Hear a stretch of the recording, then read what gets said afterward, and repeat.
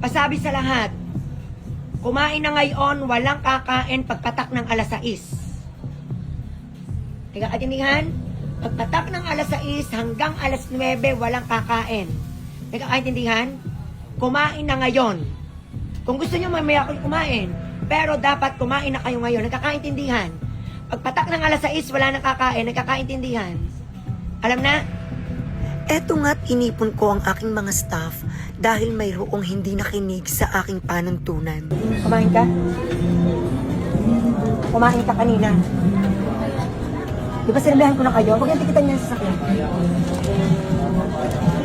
Bumarik yung dalawa.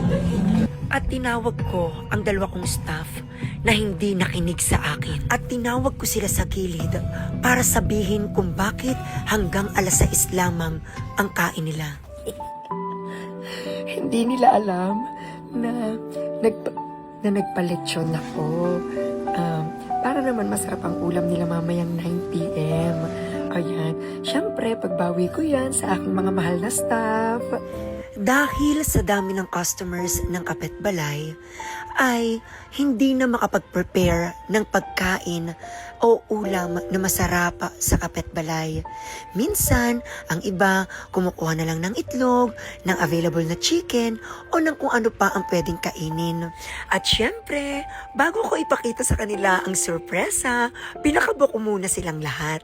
At nag-alala na sila noong tawagin ko sa gilid ang dalawa nilang kasamahan. Hindi nila alam na ito na ang sorpresa. Kahalan niya yan, dali. Grabe. Dali. Dali. Dali. Ah, bilis. Bilis. Bilis. Gutom na kayo? Gutom na kayo? Gutom na kayo?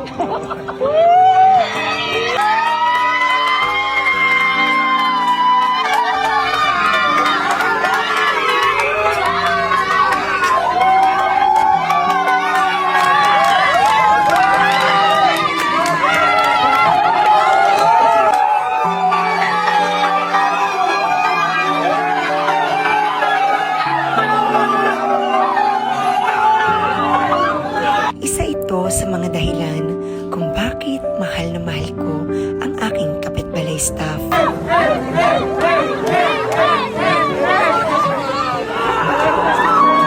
Gutom na kayo? Oh, dala sa loob!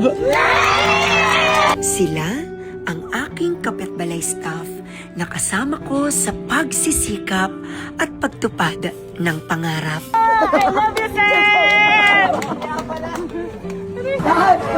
Kain na kayo! Ano, happy?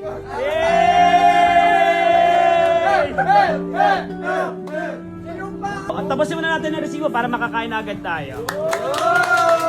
Go, go, go, go. Labasin na lahat ang dapat nilabas. Tapusin ang dapat tapusing resibo. Makakain tayo lahat. Ini yan lahat. Ini yan lahat.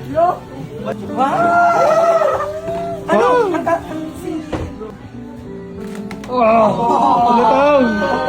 Alatang! Nakapaglaway, sir. Rat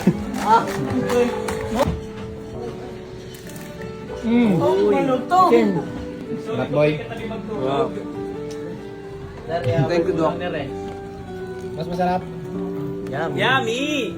Eto nga't pinadala ko na sa Kapit Balay Expansion ang lechon para kami ay magsalo-salo. Siyempre, eto, mayroon tayong ulang video na champagne at saka lechon.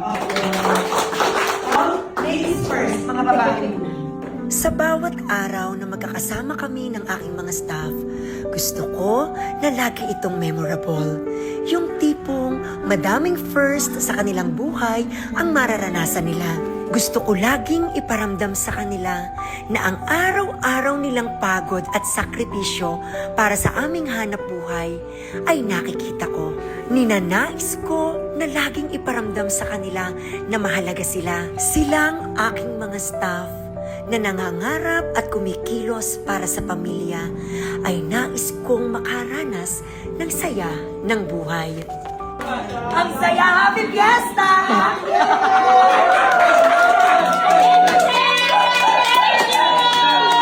Marapat lamang na hindi ipagdamot ang biyaya sa aking mga kasama sa hanap buhay. Ito ay simpleng paraan ko ng pasasalamat sa inyo, aking kapitbalay staff.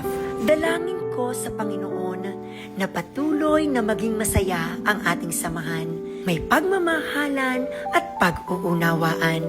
Hindi ako magsasawang magsabi sa inyo ng mahal ko kayo dahil iyon ang totoo.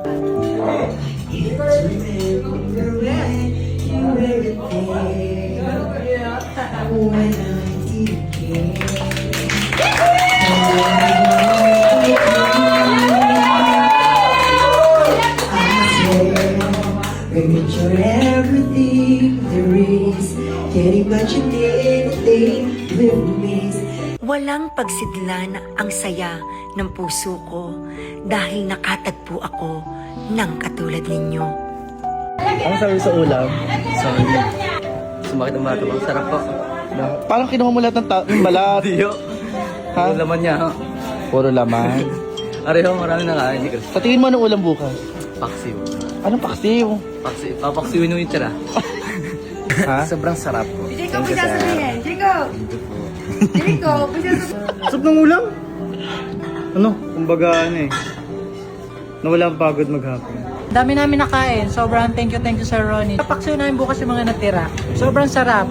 The best. Mga anak, salamat sa araw-araw na pag-remind sa akin na masayang maging mabuti, na masarap sa pakiramdam ang magbahagi at hindi maging makasarili.